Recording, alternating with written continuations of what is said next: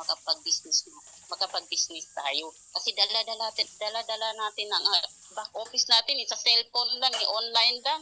Napakadali, hindi katulad sa sa Pilipinas na pag nagtatrabaho ka, kailangan may ano ka pa doon, may office ka pa. Kung hindi ka kung hindi ka mag nakaka-distress ang alaga ko. Hindi siya natutulog.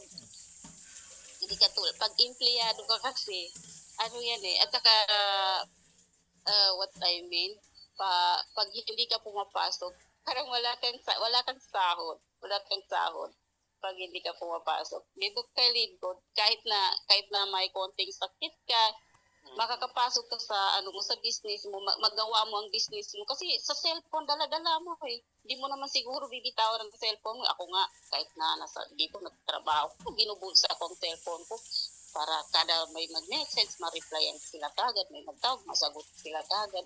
Kasi okay lang naman dito sa ako, open ako mag-cellphone. Yan din ang pinag-ano namin itong bago pa sabi ko, kasi sinabi ko, pinalam ko sa amo ko na may business ako. Kailangan ko talaga mag-attend ng mga Zoom. Nagpaalam ako sa amo ko. Sabi ko kasi, ito, nagka-income ako dito. May income ako dito sa business ko. Weekly, monthly ang income ko dito. So, kailangan ko talaga ito at least ginagawa ko lang naman yung trabaho ko. Hindi ko naman pinapabayaan ang alaga ko, trabaho ko, nagagawa ko lang naman. Kasi part-time lang naman ginagawa ang silid ko dito pa.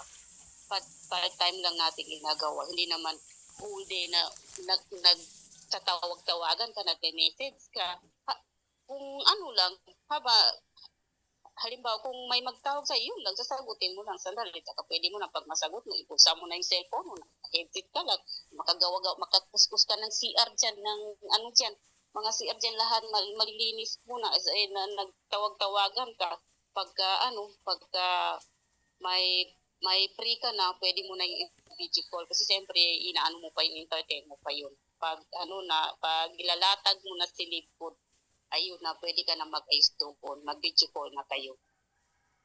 So, ito lang maano ko sa inyo, mga partners, at saka sa hindi pa members ng Lidcode, huwag na kayong magpatumpik-tumpik pa. Mag-join na kayo kasi sayang ang oras natin eh. Tumatakbo. Imagine, halimbawa, hindi kayo mag-join ngayong week. So, wala kayong income ngayong week. So, kung mag-join kayo, i-share nyo na yung business, malay mo kung ilang tao ang ma-invite mo.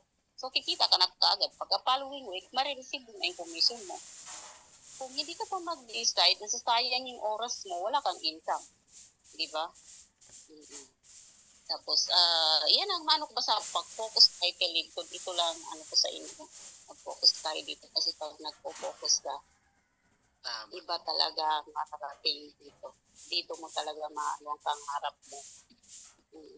Kasi parang inaano ko talaga lahat